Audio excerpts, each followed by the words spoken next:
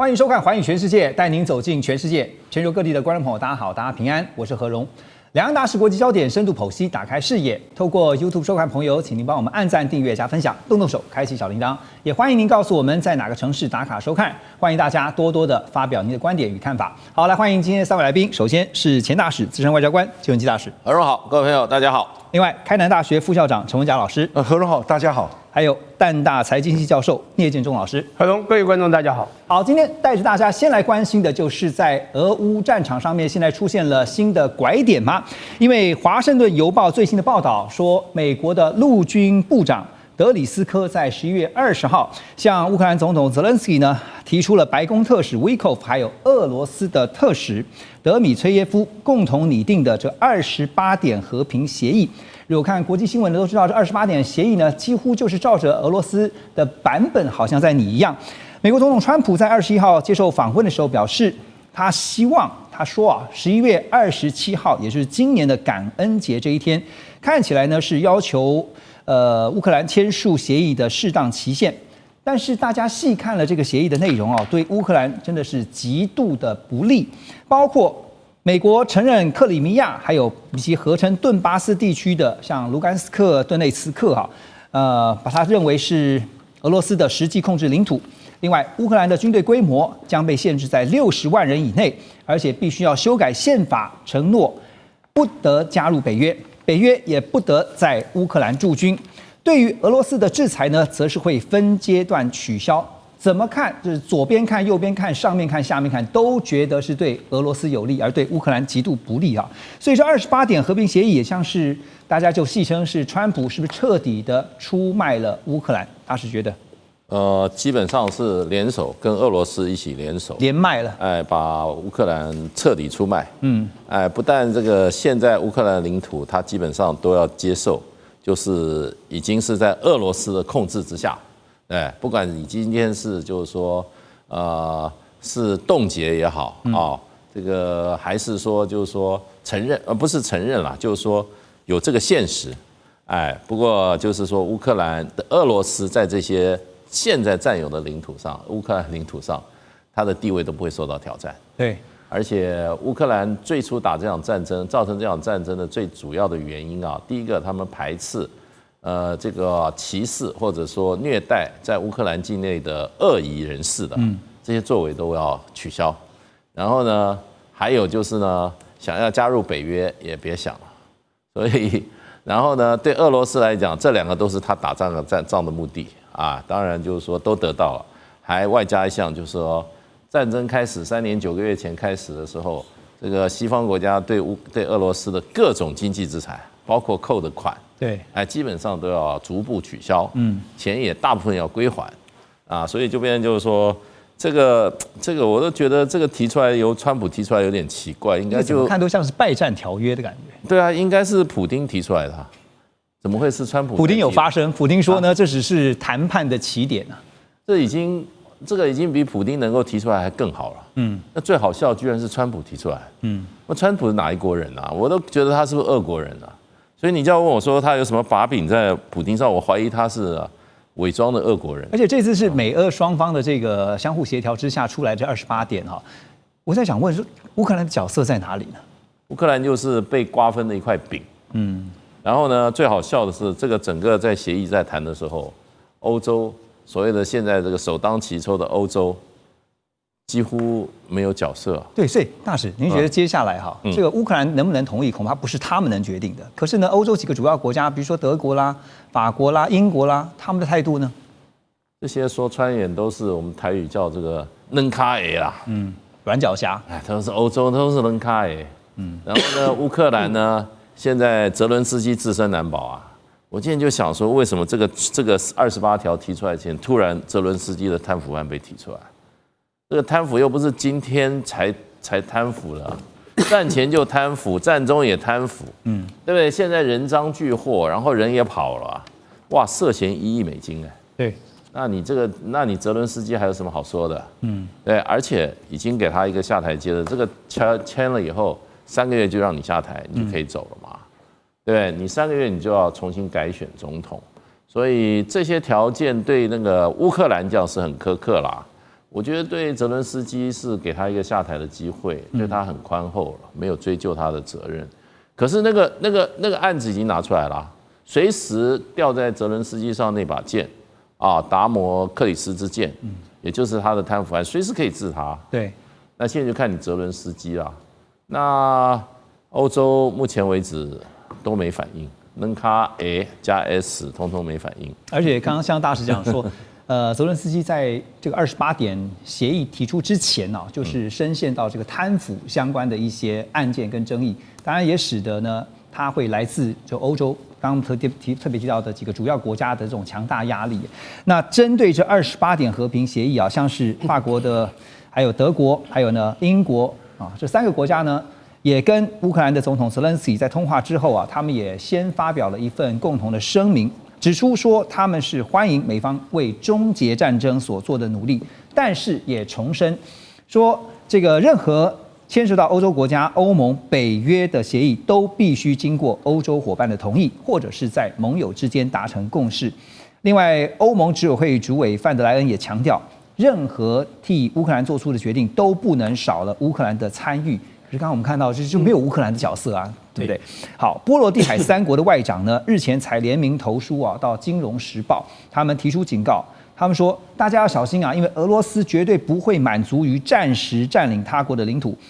各界如果寄望于用土地来换取脆弱的停战，就是在重蹈历史的覆辙。但是我们都知道，其实从历史上面来看，本来就没有永远的和平这件事情啊。没错。所以聂老师怎么看这项协议真的能够，就算答应了，也不太能够保证是永久的和平啊？没错，东西没有永久的。你可以这个问了一个问题叫长久和平可以。我们都知道欧洲以前有多少的战士，光这个英国这个本岛英格兰 Scotland 打了多少战争，玫瑰战等等。北爱尔兰、南北也打了多少战争？光这个小地方打多少战争？这整个欧洲是到处打。可是现在的欧洲不太一样，它不是一个国家，它国不国、州不州的，很奇怪哈。它是欧盟，可是欧盟又不是全部的欧洲国家。我们先这样讲好，就是，但我们要肯定一个东西，就是欧洲这个大陆啊，以前是一个战争大陆，真的到处打仗，可是现在是一个和平大陆。所以欧盟得过诺贝尔奖和平奖，在2012年，大家知道是欧盟这个区得和平奖，所以他们期待和平，因为他们现在是一个和平共处，甚至有所谓的申根签证，而开始走上了欧元区。当然，欧元区现在只有19个国家。当然，大家都知道嘛，1999年开始只有11个国家，后来希腊变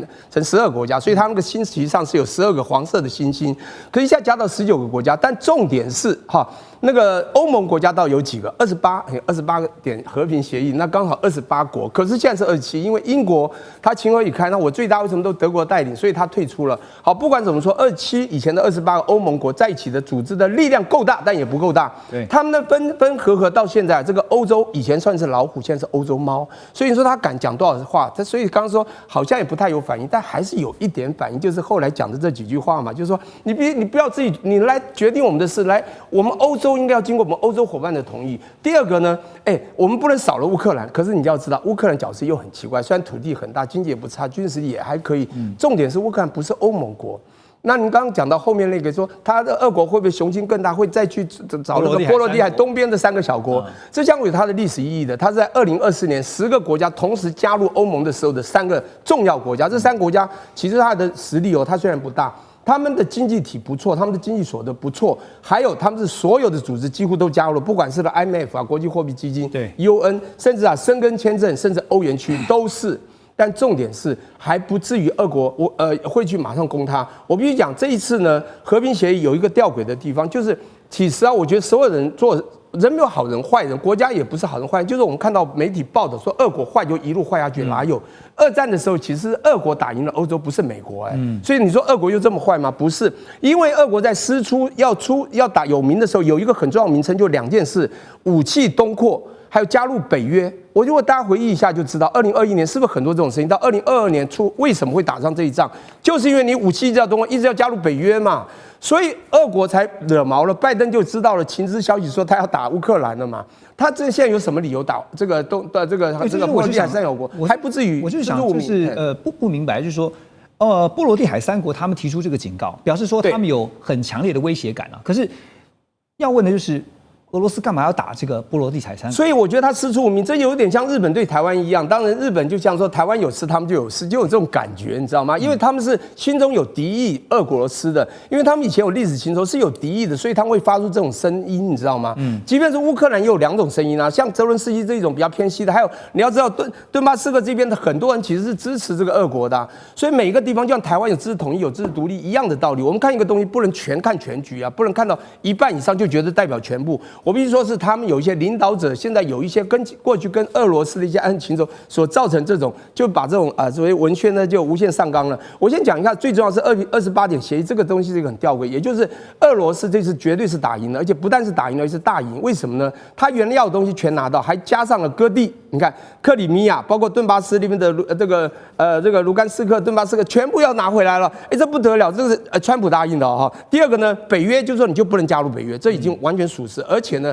还现军还加码，叫现军60万以下。还有一个很重要，你其他欧洲国家也不得在乌克兰驻军，我讲武器也没办法东过。你就不觉得他已经拿到了所有，还更加码了？还有一个，俄罗斯一路被美国或者号称他的民主联盟去限制他的所有经济制裁，请问这件事它里面有28有没有一个叫做经济的制裁？那么逐渐取消，你不觉得俄罗斯大赢吗？那当然，这个刚刚大师讲的，是不是川普跟他通俄门啊？是不是这个俄国共同来定这个？而且这次特使是哪里特使？俄罗斯特使，对，白宫特使，没有一个乌克兰的角色，就俄罗斯说了算。所以我觉得现在这个在国际气氛围这蛮吊诡的，也就是乌克兰这次真的说，俄罗斯这次算是打赢了仗。当然还有川普他自己的心怀鬼胎啦，我觉得他自己有他的利益考量。那这个我们还要再往后观察。所以说这个现在外界看这个28点和平协议啊，觉得说这个提出来的怎么比普丁当初所提出来的条件还要好？到底川普在想什么啊？那这个在战场上面呢，我们先来看战场的这个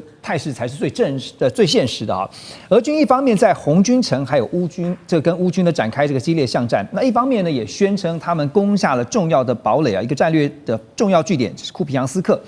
而在这个时候呢，也听到了法国总统马克宏，他虽然呢跟这个泽连斯基签署了合作意向书，也表示说呢，法国在10年内要提供乌克兰100架的标风战机，但是《华尔街日报》也报道说，不管是乌克兰还是法国目前都没有足够的资金来支付这100架战机的订单。还有，你钱虽然给了，但是也要看东西做不做得出来。标风战机的制造商达梭航太现在他们自己都还有233架的订单是积压下来的，就是说出不了货，那挪不出产能来制造这多出来的100架援助乌克兰的战机。所以我们要说的是，提供乌克兰武器真是缓不济急啊！现在再不谈的话，恐怕就没有筹码了。所以这是不是也是川普他自己很急了，所以他必须要抛出这28点的和平协议的一个最主要的考量呢？那当然，这个28点呢，他为什么川普会提出？那当然有2个比较注意要去考虑到的。第一个是战况的疲惫啊，战况疲惫，因为想从2022年2月24号打到现在你看打了2年多了，那当然每个都很累，而且美国更是很辛苦，而且川普呢每次说要停战，一直都没有停战所以造成这战况是非常疲惫，他也疲惫，加上呢资源的撤走也是很大的因素所以他特别要求在28点里面特别要求到我们注意到有一个是限制他的军队的一个规模，乌克兰，然后第2个是放弃加入这个北约，第3个是承认这个部分领土的现状等等那这些那其实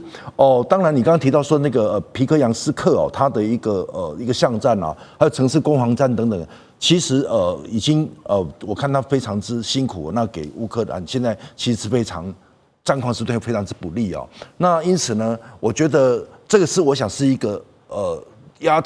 倒骆驼追根稻草，应该是一个出发点，所以川普才提出这一部分那此外呢，你刚刚提到说这个法国的他要援助100架的标风战机那我看在这个欧洲的资源上呢，其实打了这么久，其实欧洲说要资源要提供，但是呢只闻这个楼梯响，没看到人下来尤其你看这个叫100架的标风战机，你看到它要多少的这个要资金还有生产链，那当然还有这个还有等等这些很多因素包括整个这么多的钱谁去出，谁要拿，谁不拿，就算有钱，产能也是一个问题一个问题所以呢，欧洲只是在做一个口头的援助的意愿但是呢，如果说要去军购不管是它的供应源，还有财源，还有产能的支撑呢，其实都遭到明显的一个瓶颈哦。那因此我觉得呢，并不是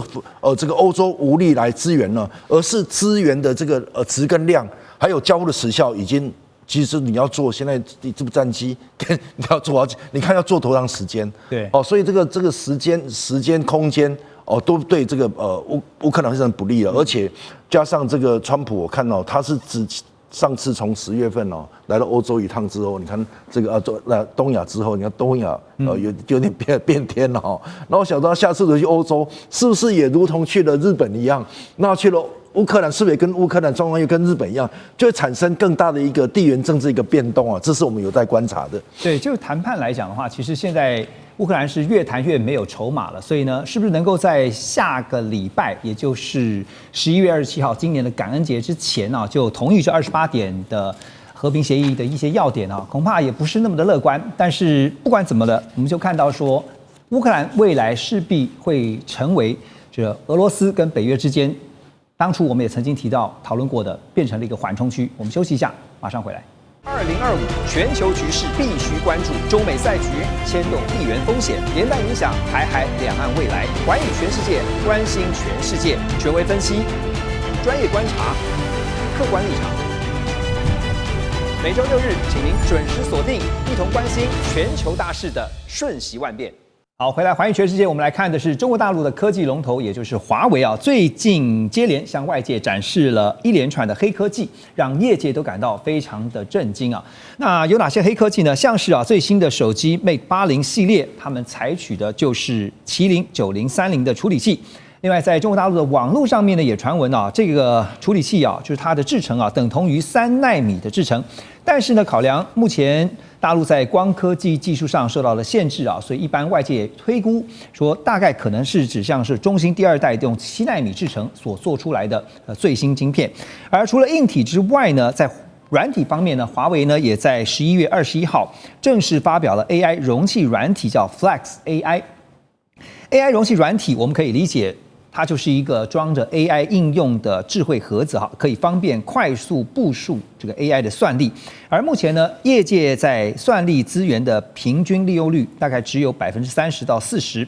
Flex AI 呢，号称是可以透过算力切分的技术，把单张 GPU 算力卡精准切分，那么把这个呢实现单卡同时就一张卡就可以同时承载多个 AI 的工作。让算力的资源平均利用率再提升30%所以算是大幅的提升。那现在软硬体都有新的技术的展现跟突破，其实要表达的是不是就是一种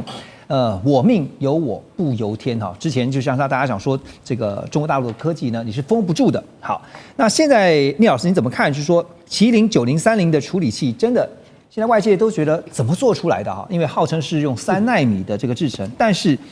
到底突破到什么样的程度？有很多东西中国所做的东西太神秘，你要我马上讲得很深，还真的非常难。即便我们被很多人认定我们在大陆的研究蛮多，不管从经济、从科技角度我们先讲一下，中国为了要推它的这个晶片用了多少心力？你想想看，2001年当时台湾的张如京有没有带着台湾的团队到了浦东去做了中芯半导体？对。也号称要打造国际晶片，打了20多年。请问这个2000到现在25年了，做了什么？还是不到成功。但是它有水位的提升。那中国它的整个变脸，是因为它这块赚足了全世界的外贸财嘛？外存从1兆、2兆、3兆、4兆，大家知道2006年1兆，2009年2兆，2011年3兆，2014年4兆有钱人使鬼推磨，它开始扎了所谓的2014开始新上来的红色供应链2003到2014中的工业4.0。最重要，他们已经把眼睛开始雪亮去做科技的基金。的研发的技术，单晶一期计划2014年，单晶一期计划2期计划2019年，3期计划2324年。各位去看一下，他们有些没达标，因为没达标，一些高层就被下马，因为贪污官吏还是在里面。可他们真正上层，真正亦步亦趋的走这条路的时候，这个神秘就很可怕。你要知道，美国在矽谷的科技，它已经很多创新事业已经到了一定水位，可他们成长还是有比较慢。中国是突然在往上的，就跟他在2002年到2014年的经济成长一样。你知道这个很可怕，到所有的科技都突然出现。我先讲一下，他们的经济有所谓的5规划，大家都知道，以前叫5计划，从11.5到5规划，现在15规划。第二个，他们所有的科技它更严峻的去规划未来。最重要一个文本就是《中国制造2025》，在2015年写的，它有10大领域的未来。第一个就是我们现在讲的所有的未来的资讯科技 AI、5G， 它叫新一代讯息。我要讲的，它只讲2个话，叫做工业化、资讯化。那你讲说它到底有没有未来？我跟大家讲一下哈。其实它已经传出好多次要3奈米下，但是都太难做到，一次又一次。我就举例这个麒麟好了，你讲这个麒麟这个9030，其实啊，你记不记得在2年前，2023年而已，在 Nancy Pelosi 来台湾的2022年隔年，他们商务部长到了大陆去做了一件事，他要求哦，带着那个使命说要求中国不能再发展科技，你太快了，影响到我们国安。结果才一去，人家送他一个 Pro Max 多少60。他当场吓到，带回美国拆开，技术哪来的？开始用这个来封锁中国。为什么他还能拿到这些东西？有没有？去年 Mate 70，这个他配上 Mate 80，所以你告诉我有没有？我认为就是 yes 了啦。它3年进程要快，很快了啦，就不断在突破，不但突破，而且突破到你会吓到。但是这个奈米之争的确是太可怕，因为我们中华民国台湾这个台积电是在1987年啊，张忠谋来的时候1988，我那时候是2年后才跟人家搞入台湾基础电路，但也好几10年才有今天。而且我们最主要台湾在扎半导体是在1980年代所种的重基，不是它在2014才开始。我们是有那么长的血缘历史，也有这么完整的产业供应链。整个园区的布局，多少学 computer science 的博士，那我们是那个年代读书，我同学学什么都读 computer science 都回来了。对，当然我以前是工学院的啦，我是土木工的工业，我在热血搞 AI 是传统的 AI。我必须说明，中国的这些东西会不断的突破提升，让你吓到。还有我讲最后一个最重要的是，它的供应链结合也会帮你吓到，比如它的软体结合，包括它那个鸿蒙的操作，它跟那个鸿蒙的星河互联，去把它的所谓的鸿蒙的应用智能会做到。非常，我们讲说未来的算力还要很厉害，要高效、高速嘛，对不对？它的高速会越来越快，而且它的功耗呢会越来越小。对，我觉得它的厉害的地方还不是光它在突破这个地方，还是它其他产业供应链以及在所有在用电啊、功耗的地方的所有地方的加持。因此呢，我觉得中国的科技，我们真的是要拭目以待，它还会有什么样的突破？您提到软体哈，其实华为最新，刚刚我们特别提到说 AI 容器软体啊 ，Flex AI 啊，它能够。把算力的利用率再提升30%，等于是在提升算力翻倍的这样一个效果哈。当然，这个云端算力呢，现在是对标，就是辉达他们直接推出的是 Run AI， 现在呢，华为有 Flex AI 哈，那就是相互来 PK 一下。当然，这个 Flex AI 呢，希望能够努力的去追赶，甚至超越辉达。所以讲到了这个美中在云端算力的竞争上面，看起来其实不只是企业自己在不断努力去突破，不断努力去提升。还有整体国家的力量在支撑啊，中美都是如此嘛？对，因为事实上，这个现在在 AI 上面有2块，一个是硬体这一块啊，对，就是所谓的晶片，AI 晶片，那这个是算力啊，代表的算力。那当然，现在麒麟这个升腾9030，它的算力不断在提升，可是跟美国的这个 NVIDIA 的算力啊，还是有一段距离。那另外一个可以解决双方差距的就是算法的问题，也就是这些哈，不管是这种哈所谓的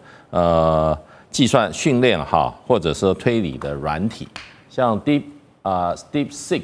它当时一推出来以后，我记得当时的这个 NVIDIA 的股价跌掉了3000万以上啊，3000亿以上，多当场市值。为什么？因为它代表用它的算法。它不需要极大的算力，那成本就低了很多。就是算力它另辟蹊径。对，那现在这个 AI 容体软体也是跟那个 DeepSeek 一样，它是算法上做了改变，而且呢，它的包容力比较强。它等于说你在这个基本上这个本来就是说你有算力，可是你在算法释出的时候，你就需要像这个 Flex AI 这样子的晶片这样子的软体。那这个软体现在就是说。NVIDIA 它的这个它的相关的这个容器软体AI 容器软体，它只能跟这个 NVIDIA 自己的晶片相容。可是呢，华为推出来这个新的 AI 容器软体它可以把辉达、升腾还有其他第三方的软体把它做一个资源的统一管理。以及高效利用，也就是3种不同厂牌的软体，它可以结合在一起，而且呢，它可以把有效屏蔽各种不同算力这个晶片算力之间的差距。那这样子的这种所谓的结合运用屏蔽的能力会使目前的各厂牌的这个所谓的晶片AI 晶片，它的这个效能能够提升30%。也就是目前的来讲的话，你今天你的 AI 晶片大概透过其他的这个所谓的这个软体容器软体也这个差不多发挥它的整体的算力的30%。对，那现在这个华为的这个 AI 软体容器软体Flex AI， 它可以再把过去的利用率再提升1倍，就可以达到60%。所以就变成就是说，今天如果说是只是升腾软体的话，它跟这个NVIDIA 这个所谓的辉达的软体之间有50%中间的算力的差距。对。可是今天如果说升腾软体再加其他第三方软体加起来以后，运用这个 AI 容器软体这个华为软体它的算力就提升了1倍，水平就是追上来了。所以本来差50%，它提升30%再提上来就追上来了。所以就变成就是说这是另辟蹊径。所以呢，基本上呢，我觉得中国大陆这个不管这个华为这些大厂，它不但在晶片的算力上在下功夫，在相关的软体上它的算法上也在下功夫。对，就是把软硬体之间的这个差距跟美方这边呢拉到最近，就是刚刚讲说，透过软体的这个设计呢，让统筹跟分配算力，让它变成是算力极大化的一个效率。所以现在美方当然很担心的是科技力呢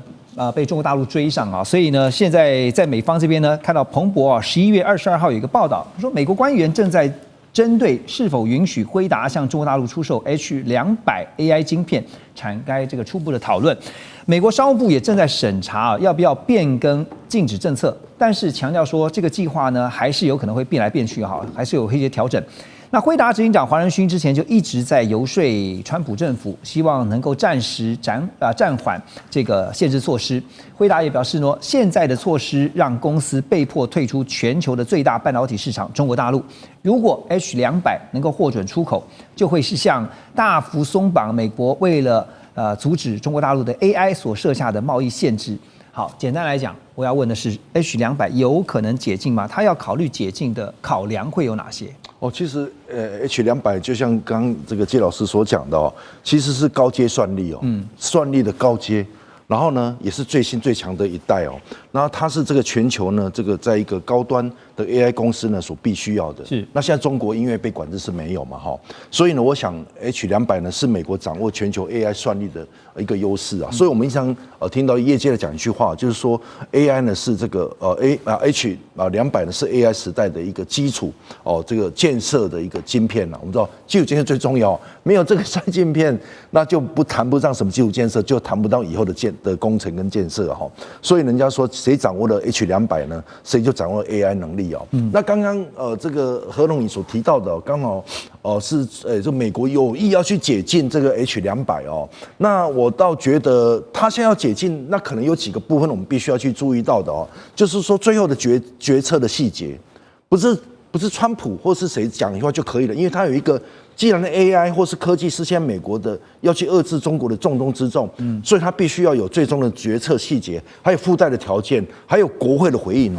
别忘记了国会其实有时候会撤走这一段，是因为既然是谁掌握了这个 H200，谁掌握了 AI 嘛，所以这个部分恐怕也是在国会是非常一个会交战的一个地方然后此外呢，是还有其他的一个技术的产品呢，会一个解禁的行动。如果光只有 H200，那这样可能是一个特例，而不是以后就是一个解禁的一连串不尽然对。那当然这个部分呢，是否能够代表它的要不要大幅解禁呢？我觉得有几个部分呢，可能还去观察的那第一个这个只是讲，但是官方呢还没有要承诺解禁那他只是说所有方有可能都会变动，还会变动。对啊，有可能变动。变动就是代表变数，所以我想说，我们也不用期待说一定判定会不会而且呢，再加上它是不是针对性的解禁而不是全面性的解除管制。那第三个呢，我觉得美国现在它要考虑的一个，尤其在 AI 它关键所在是国安、国家安全，还有技术领先跟供应链的控制这3件事情如果一起考虑的话，我觉得 H200 其实是很大的变数，因为要考虑国家安全啊，要考虑技术领先啊，考虑供应链的控制。所以，我们从这上面去看的话，恐怕这一条解禁之路是非常的漫长，而且是不定数性很高的。而且说这个美国想卖中国大陆，就算最后达成协议要卖 H200，绝对不可能是卖最新的，就是比照美规的这个最新的，一定是降规版的哈。可是就算要卖，那也得看中国大陆到时候让不让进。我们休息一下，马上回来。2025全球局势必须关注，中美赛局牵动地缘风险，连带影响台海两岸未来。寰宇全世界，关心全世界，权威分析，专业观察，客观立场。每周6日，请您准时锁定，一同关心全球大事的瞬息万变。好，回到节目，我们继续来关注的就在中东这边，国际原子能总署啊，11月20号他们通过了一项决议。那这个决议呢是要求伊朗合作，提供来这个武器级浓缩铀的库存量啊，还有就是要同意 IAEA 的专家进入核设施来进行检查，但是呢遭到了拒绝啊。伊朗外长他特别说呢，针对 IAEA 所发布反伊朗决议。伊朗宣布跟 IAEA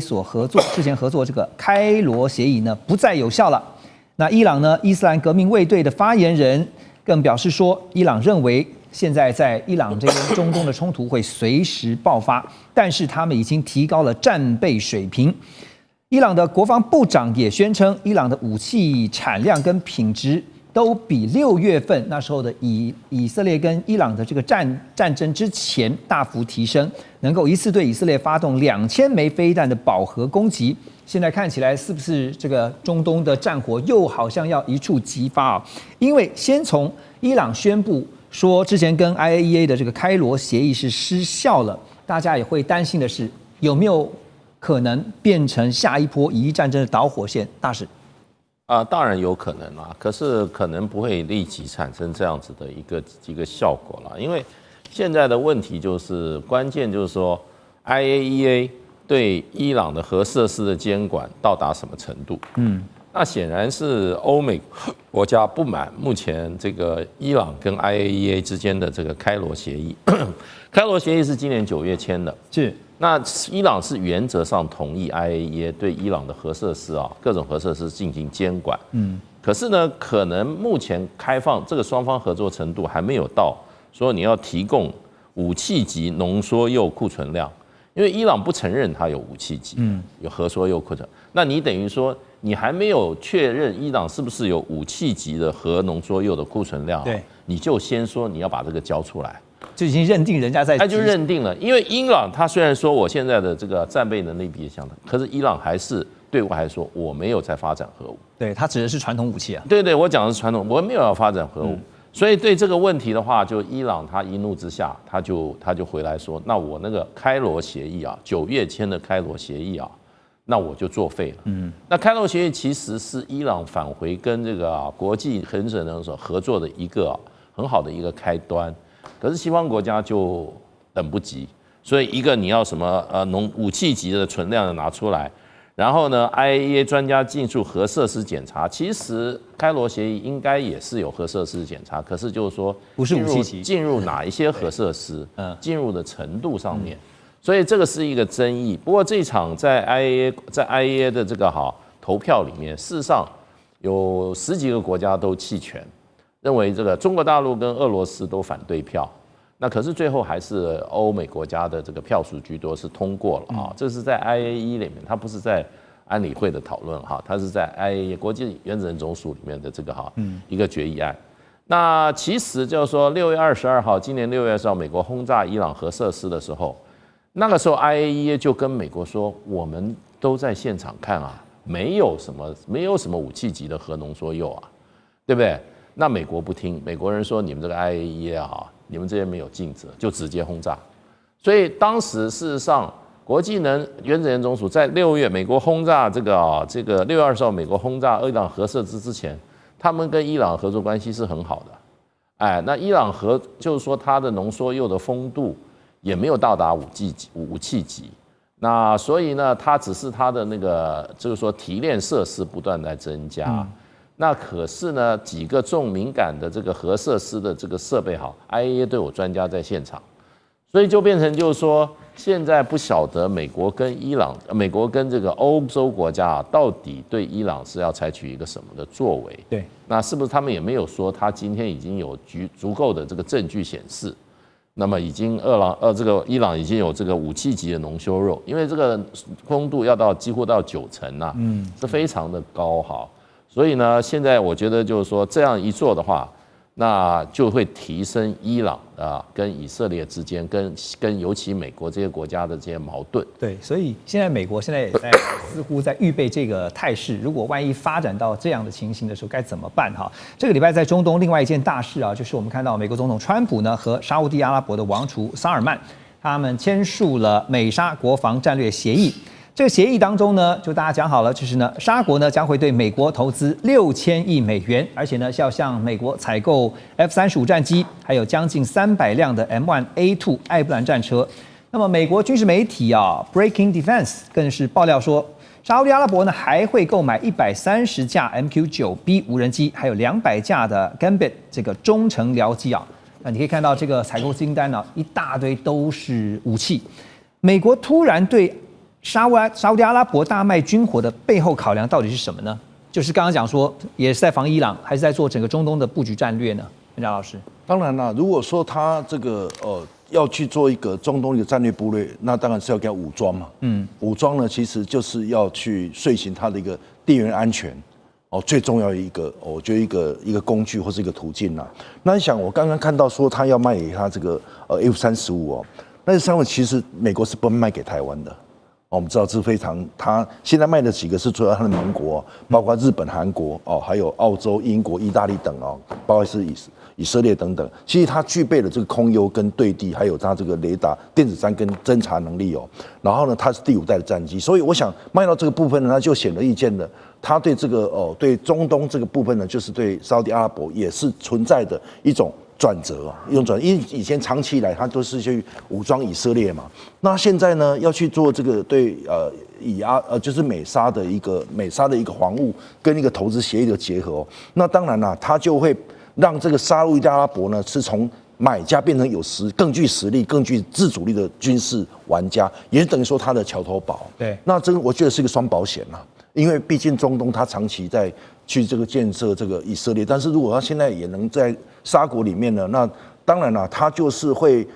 除了这个去武装他之外，还有怎么样？他就是做一个军事经济的链条，因为6000亿美金军事跟产业的一个链条的一个结合。那因此呢，这值得去关注那所以呢，我想在这个过程中呢，就是会造成一个战略这个局势的变化，因为呢，我想这次沙国的一个军事采购呢，就是也不是纯粹是为了军事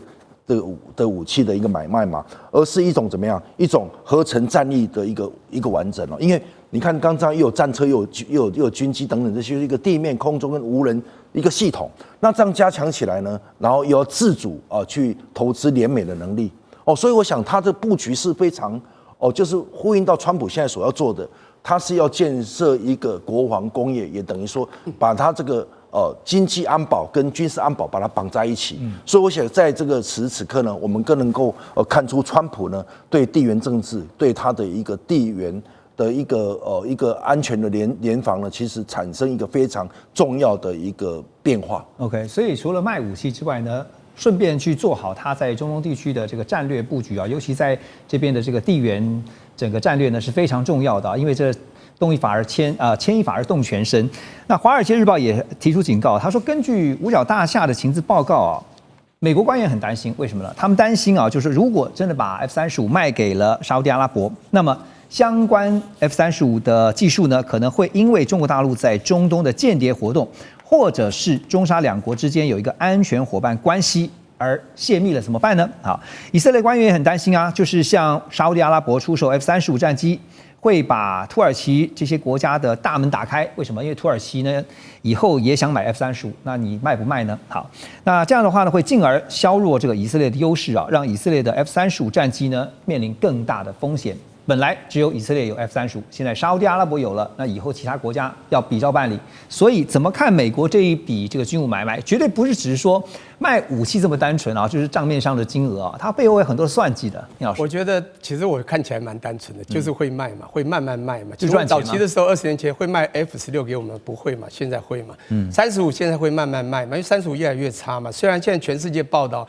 这个 Military Power 报道说，全世界最强的5代战机就 F-35，第二苏凯57，第三什么歼20等等。我跟你讲，它现在已经也慢慢会不行了，因为 F-35 ABC 有没有西式舰载的有没有？对，它从9000多万到1.2亿。我跟你讲，它最棒的3种性能，第一个叫隐形现身，隐形嘛设计；第二个呢是它的先进的感测；第三个呢是电子的作战能力。但它有很大的限制，它能够装载的弹量是有限的。各位去了解一下。现在一个很重要，就是它隐形现身，甚至中国在前一阵子已经把它现身了，隐形的问题被现身。你知道它已经开始有缺点，它不能隐形。我要告诉你是，它已经有点问题了。虽然它还在秀35，因为它觉得要快点开始找出路，要不然太多 stock 会有问题。而且以后稀土控制住，它的35也不一定做很好。现在是要研究第6代战机。中国以前啊，在华为开始搞6G、5G 的时候，那时候还是4G的时候，他们就知道看未来。现在成都的成歼36。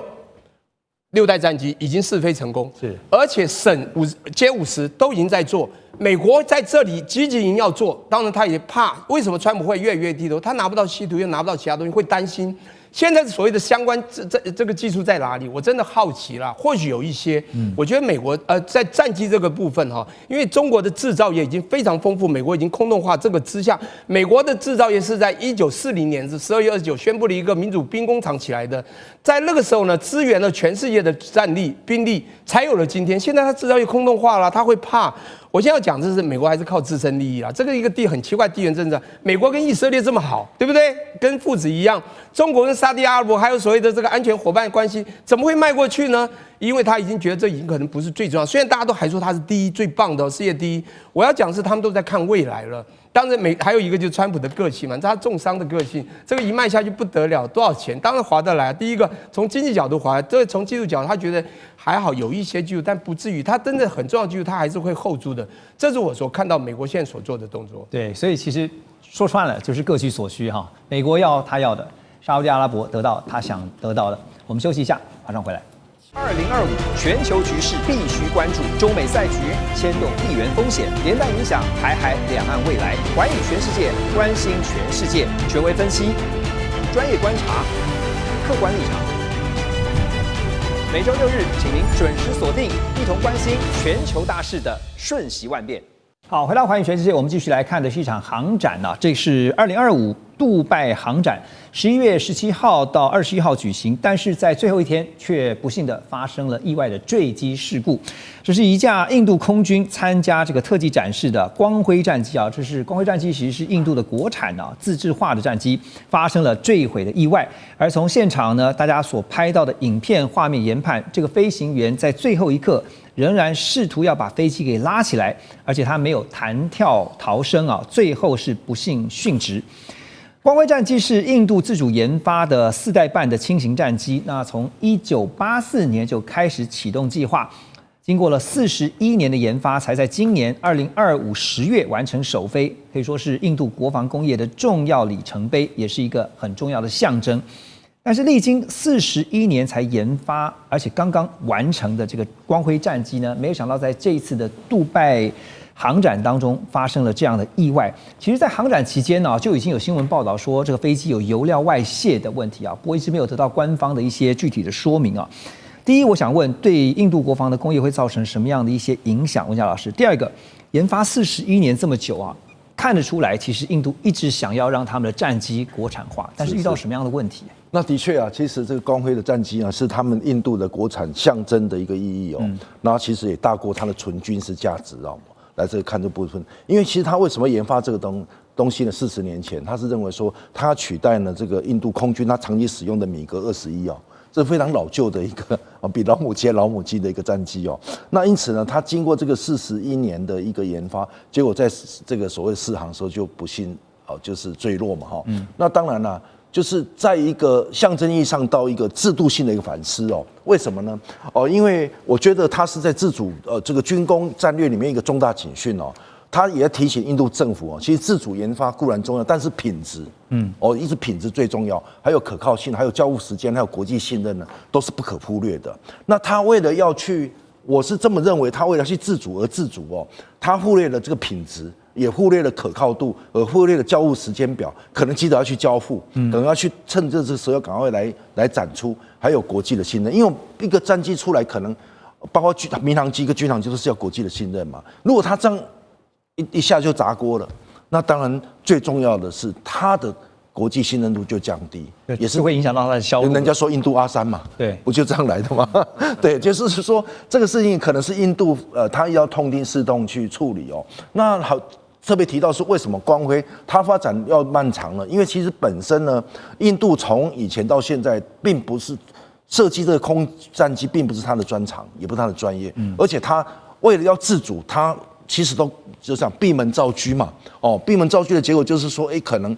在这个整个性能上，当比不上美国比不上中国，比不上这个俄罗斯等等那当然啦，这计划它本来是说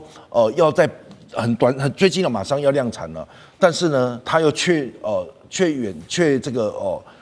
受限了我这样几个因素，当然是它的技术门槛高，这个战机的门槛是高，尤其引擎一般我们引擎是人做，为什么台湾的现在有些什么这个不管汽车不管一些为什么没办法发展这个是引擎，就是它那个动力发动机的问题。那第二个呢，它的资源很分散，因为它有几个公司去共同去组装的。然后第三个是它的这个协作的一个链条因为这是一个产业链嘛，链条很长那必须从概念到服役，其实从概念开始到服役这期间尤其还没服役就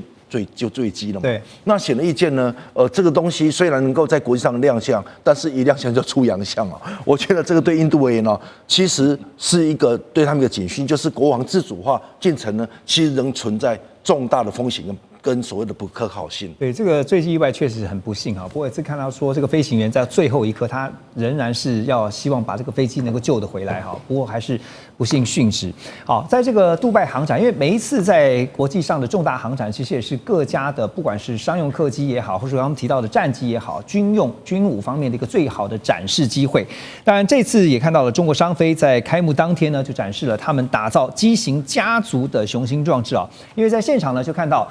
中国大陆呢这边展出了采用164座3舱布局的 C919 飞机，还有呢 C909 公务机。其中呢，这个 C909是中国大陆第一款投入商业生产的喷气式客机。那目前呢，已经向国内外的客户有交付超过170架的这个量。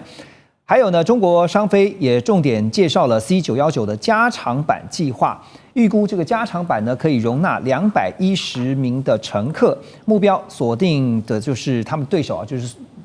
对标的就是 A321neo， 还有波音。就是空巴的这个 A321neo， 另外就是波音即将推出的737 MAX 10现在这个对于这个竞争对手加入呢，空巴这边呢，他们的执行官呢把 C919， 他说这是现实存在的竞争对手波音的首席执行官呢是表示欢迎对手加入，也宣称呢整个竞争对行业来说呢是一件好事情聂老师，这次当然看到 C919 在杜拜的航展，所以可以说是中东的首秀当然大家也都看到了。那就会看到这个客机未来有没有市场那您觉得 C919 有办法成功的打开这个波湾国家市场吗？怎么样打开？还有就是他们的出口对于中国大陆现在因为也必须要解决经济的问题它的注意会是如何？OK， 这是谈民用就跟军事就不会那么敏感那么紧张。基本上呢 C909卖了不少，这公务机。C919呢，其实在2017年首飞的那个时候我就已经注意到，那时候写了一些文章。因为C919出来的时候呢，受到很大的抨击，就是美国飞安这个组织以及欧洲飞安都停不让它进，也不让它飞国际。为什么？他说美国在中国制造就有风险性。可是他们公布出了他们一些设计出来的一种他们都要号称零风险嘛，你这个飞机就是要零风险，他们不可能有完整的零，一定是0.000多少万多少万分几0点多少，他已经公布出一个是比国际所有的防空飞机还要失事率很低的一个数据出去，可是大家还是不能接受。可你知道，他从2017年服役之后，2022年开始起飞，到现在没有出事，就是这个可以带210人客人的这个民航机，其实它有它我还是一句话，中国的制造业是丰富所打造出来一个完整的一种座机。这种民航机有它的未来，好，可是它有它的问题啊，因为很多的技术或一些东西，像刚才我们这个文家讲到一个叫引擎啊、发动机 generator， 它要靠美国，它还是要靠美国，你知道吗？美国那个 CFM 国际这个 LEAP 这个公司，它就不给你知道吗？它5月不就是暂停了？结果后来当又解除，为什么要解除？因为这两边谈，这个还属于经济问题，没有那么敏感。所以假设中国有了底气，好，不管在稀土或怎么样跟美国谈判，它还是会放。所以在这也就是这属于民用的部分呢，就像之前稀土不是也会放给福特汽车，已经都快倒厂了，还是会给它民用的。所以这属于民用，就不会好像就会有被勒到角落，让你起不来的感觉。所以我觉得它是不是有未来在波斯湾打出市场的可能性是非常有的，因为它只要当它的安全系数，必须是他自己讲的是这么的安全。你讲飞机要干嘛？就是第一个，当速度你要多快不可能，就是已经够快了，但是飞安是最重要的。对啊，飞安还是最重要的。所以我的意思是说，当这个引擎在这个国际交换它能拿到的时候，它就能量产。它现在产的也不多了，它现在只有本土这3个航空嘛，这个中国国际航空、中国南方航空、中国东方航空3家用，它也不会用了10几架。它现在已经在今年10月底嘛，就现在才33架。今天因为它之前有被人家限收，包括这个今天刚讲引擎这个问题，将来它如果这个能够升级生产，再加上它现在我们讲基建狂魔这种国家，制造业这么丰实，所以我觉得未来这种市场打开是很有希望。现在就会看这个全球市场一向都是双霸所占领哈，就是说空巴一个是波音啊，现在就加入了中国大陆的 C919之后呢，它未来的这个整个版图啊会如何的改变呢？大使觉得？那我觉得这个 C919它只要累积一定的这个飞航的安全数据以后啊，那它就比较可能获得这些两大这些标准制造、标准制定者的国家的这个跟国家地区的一个适航证的给予。对，那一般说起来，欧盟可能会比较先给。那不过这个飞机事实上你不是那种所谓的洲际航线使用的，它是所谓中短程的。是中程的啦，大概飞4500到5000公里，它没有办法飞到更长的距离，那所以它是这种城际间的，或者你大国内之间航线使用的，所以这个飞机一出来以后，事实上中国3家航空公司买了很多架，100多架，订单非常的多，可是问题现在其实 C919的产能还没上来，你今天获得大量订单，它也没有办法交货，那为什么它这个飞机它要慢慢的累积它的安全数据以后啊，然后它要得到欧盟的适航证，要得到美国的适航证，对，那其他国家就会跟进，因为美国跟欧盟的适航证的发放的这个标准是各国依据这个判断这个飞机的安全性的很重要的一个国际因素参考的数据，所以呢，它也可以在一些国家进行突破，比如说这个 C909，事实上已经进入商业营运蛮长一段时间了。它现在打破2个国家，一个文莱，一个印尼都已经买了。那文莱跟印尼它就是在国内航线，它也不飞国际航线，对，所以它就够用了。那将来就